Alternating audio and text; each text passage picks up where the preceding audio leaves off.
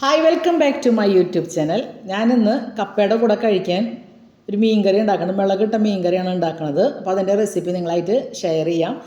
നിങ്ങൾക്ക് ആ വീഡിയോ ഇഷ്ടപ്പെടുകയാണെങ്കിൽ ഒന്ന് ലൈക്ക് ചെയ്ത് തന്നെ ഒന്ന് സപ്പോർട്ട് ചെയ്തോളൂ. നിങ്ങളുടെ ഫ്രണ്ട്സിനൊക്കെ ഒന്ന് ഷെയർ ചെയ്ത് കൊടുത്തോളൂ കേട്ടോ. സബ്സ്ക്രൈബ് ചെയ്യാതെ ചാനൽ കാണുന്നവരുണ്ടെങ്കിൽ പ്ലീസ് ഒന്ന് സബ്സ്ക്രൈബ് ചെയ്യണേ.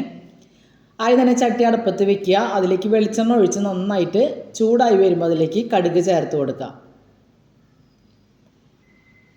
കടുകൊക്കെ പൊട്ടി വരുമ്പോൾ അതിലേക്ക് വെളുത്തുള്ളി അരിഞ്ഞതും ഇഞ്ചി അരിഞ്ഞതും പച്ചമുളകും കറിവേപ്പിലയും ചേർത്ത് നന്നായിട്ട് വഴറ്റുക.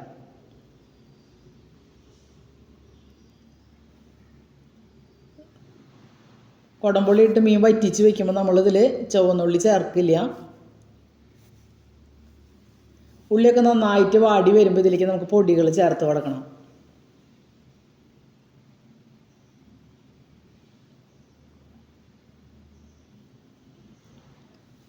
മുളക് പൊടിയും മഞ്ഞൾപ്പൊടിയും കുറച്ച് വെള്ളത്തിൽ കലക്കിയിട്ടാണ് ഞാൻ ഇതിലേക്ക് ചേർത്ത് കൊടുക്കണത്. പൊടി നേരിട്ട് ഇടുമ്പോൾ പെട്ടെന്ന് കരിഞ്ഞ് പോകാണ്ടിരിക്കാനാണ്.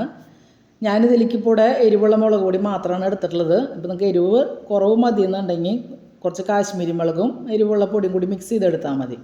മല്ലിപ്പൊടി നമ്മളിതിൽ ചേർക്കണില്ല.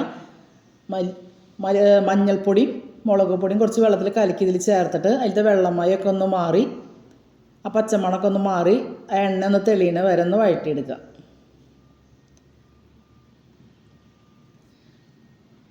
വെള്ളമൊക്കെ വറ്റി വന്നിട്ടുണ്ട്. ഇനി ഇതിലേക്ക് കറിക്ക് പാകത്തിനുള്ള വെള്ളം ചേർത്ത് കൊടുക്കണം. ഒരുപാട് ചാറോട് കൂടിയിട്ടല്ല ഇത് വെക്കുക. അപ്പോൾ ഞാൻ കപ്പേരെ കൂടെ കഴിക്കുന്ന കാരണം കുറച്ച് ചാറ് എടുക്കണമെന്നുള്ളൂ. കുറച്ച് വെള്ളം ഒഴിച്ച് കൊടുക്കുക. കുടംപുളിയൊക്കെ നേരത്തെ ഞാൻ വെള്ളത്തിലിട്ട് വെച്ചിട്ടുണ്ട്. ആ കുടംപുളി വെള്ളം കൂടി ഇതിലേക്ക് ചേർത്ത് ആവശ്യത്തിന് ഉപ്പും ചേർത്ത് കറി നന്നായിട്ട് തിളപ്പിച്ചെടുക്കുക.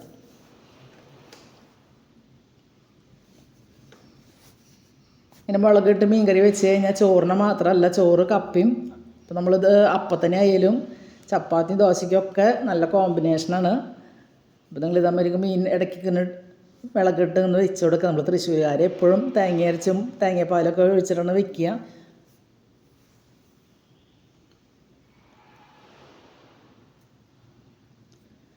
ഈ കറി നന്നായിട്ട് തിളച്ച് വരുമ്പോൾ അതിലേക്ക് കഴുകി വൃത്തിയാക്കിയ മീൻ ചേർത്ത് കൊടുക്കണം. ഞാനിവിടെ കേര മീനാണ് എടുക്കണത്.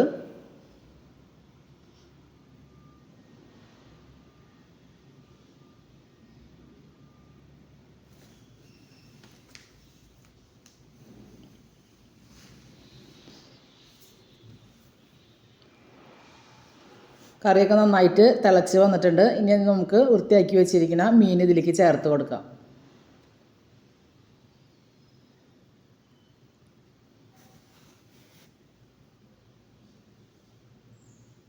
മീനൊക്കെ ചേർത്ത് നമുക്ക് ഈ മീൻ വേവണ വരെ ഒന്ന് വെയിറ്റ് ചെയ്യുക. മീനൊക്കെ നന്നായിട്ട് വെന്ത് വരണ വരെ ഒന്ന് മൂടി വയ്ക്കണം.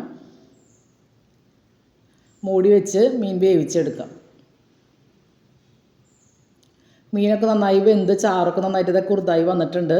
ഇനി ഇതിലേക്ക് ഞാനൊരു 1/2 ടീസ്പൂണോളം ഉലുവ പൊടിച്ചത് ചേർത്ത് കൊടുക്കുന്നുണ്ട്. ഉലുവ പൊടിച്ചത് ചേർത്ത് കൊടുക്കുക. കുറച്ച് കറിവേപ്പിലയും ഇട്ട് കൊടുക്കണം.